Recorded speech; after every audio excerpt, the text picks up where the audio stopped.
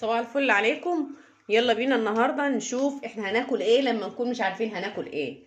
هنعمل حاجه سريعه خالص. انا كده جبت كوز الخلاط وحاطه فيه شويه ميه، وده كده حوالي نص كيلو طماطم كده اهوت.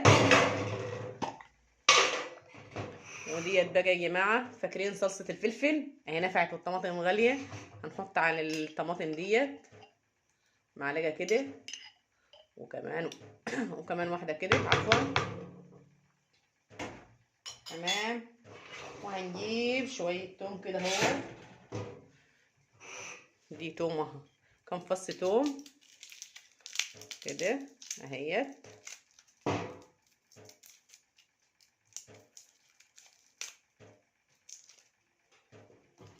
نقشر ونحط مع الطماطم.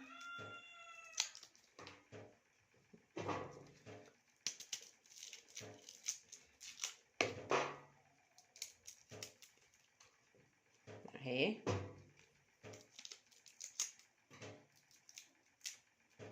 كمان واحدة وكمان واحدة.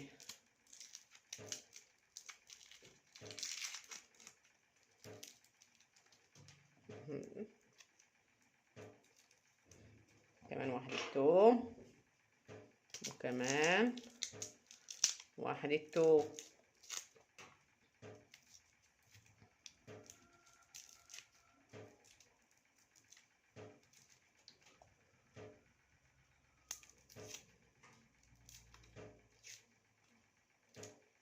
تمام.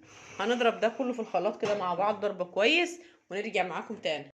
انا كده ضربت الطماطم بتاعتي في الخلاط وجبت حلة صغيرة. شايفين لون الطماطم؟ صلصة الفلفل عاملة شغل يا جماعة اهيت، مخليه اللون بتاعها حلو خالص. شوية مية كده في الخلاط. هننزل بقية الصلصة. تمام. وهننزل عليها بايه بقى؟ معلقة كده حلوة كمون مبهر، ومعلقة كمان فلفل اسود. تمام. وهنحط عليها شوية زيت كتار. كده عرفتوا احنا هنعمل ايه؟ احنا كده هنعمل صلصة المكرونة. بس طبعا انا ما بنحبش نشوح التوم في الزيت على النار، انما بنحب نعمل كل حاجة كده وبتبقى طعمها اكتر احسن. يعني لو تجربوها هتعجبكم ان شاء الله. وناخد ده كله نوديه على البوتاجاز ونسيبه يتصلص كده مع بعض. الصلصة خلاص اهي، هي كده اتصلصت. تمام، هي كده تمام خالص. هنشيل الصلصة ونجيب حلة فيها مية عشان نسلق بيها المكرونة. انا كده حطيت حلة فيها مية وخلاص دخلت مرحلة الغليان. هنحط لها بس ايه، معلقة ملح عشان نملح المكرونة. يعني معلقة ملح كده ايه، صغيرة او اكتر من صغيرة شوية عشان نملح المكرونة. انا مش هنحط زيت في مية السليق. ليه مش هنحط زيت في مية السليق؟ علشان خاطر الصلصة تمسك في المكرونة، ما تبقاش سايبة مع عزلة منها يعني. وكده ايه يعني، المية هي خلاص داخلة على مرحلة الغليان. انا جبت المكرونة بتاعتي، بس انا هنكسر المكرونة نصين. هتقولوا لي بقى ليه بتكسري المكرونة نصين؟ اقول لك دي بقى كل واحد وحريته، عايز كسرها كسريها، عايز تحطها سليمة حطيها. بس انا بنحب ايه، نكسرها نصين. انا كده معايا نص كيلو من المكرونة الاسباجيتي. هنكسره كده كله ونحطه اهوت. تمام خلاص اهي. وهنسلقها، مش هنسلقها للاخر، هنسلقها يعني 90% كده سليق. هنديها تقليبه واحده بس عشان ما تمسكش ببعضها. يعني مش نحطها ونسيبها كده، لا هنديها تقليبه خفيفه كده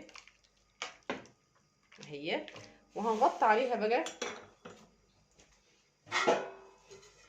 ونسيبها لحد ما تغلي. يلا بينا بقى نشوف المكرونه بتاعتنا. ما شاء الله اهيت، هي كده خلاص استوت زي ما انا محتاجاها 90%، مش عايزه اكتر من كده. هنصفيها بقى ونرجع تاني. انا كده صفيت المكرونه اهيت وهنرجع بيها في نفس الحله بتاعتنا. انا صفيتها وغسلتها بالميه تحت الحنفيه كده اهيت، وهننزل بقى الصلصه عليها. نشوف احنا محتاجين صلصه قد ايه. تمام اهيت الصلصه بتاعتنا، كل الصلصه عشان بحب المكرونه حمرا شويه. نقلب. انا كده حطها على البوتاجاز على نار هاديه خالص اهي.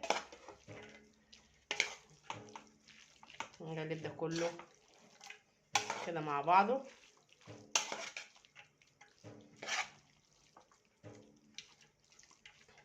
تمام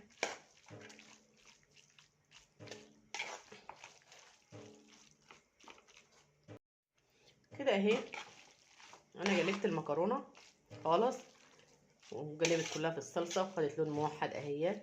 هنسيبها بقى حوالي 4 أو 5 دقايق على البوتاجاز على نار هاديه تتلدن كده مع بعضها. هغطي عليها حوالي 4 دقايق مش اكتر من كده يعني.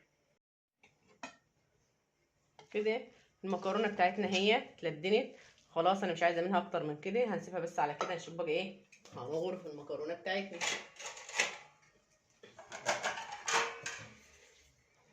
تمام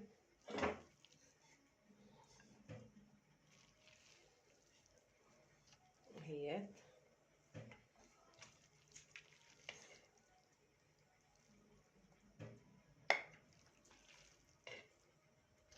ما شاء الله جميله خالص اهي.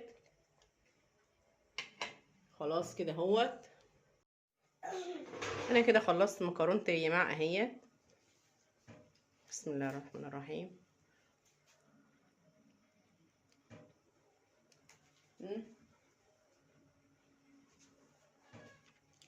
الطعم جميل بس هي سخنه طبعا.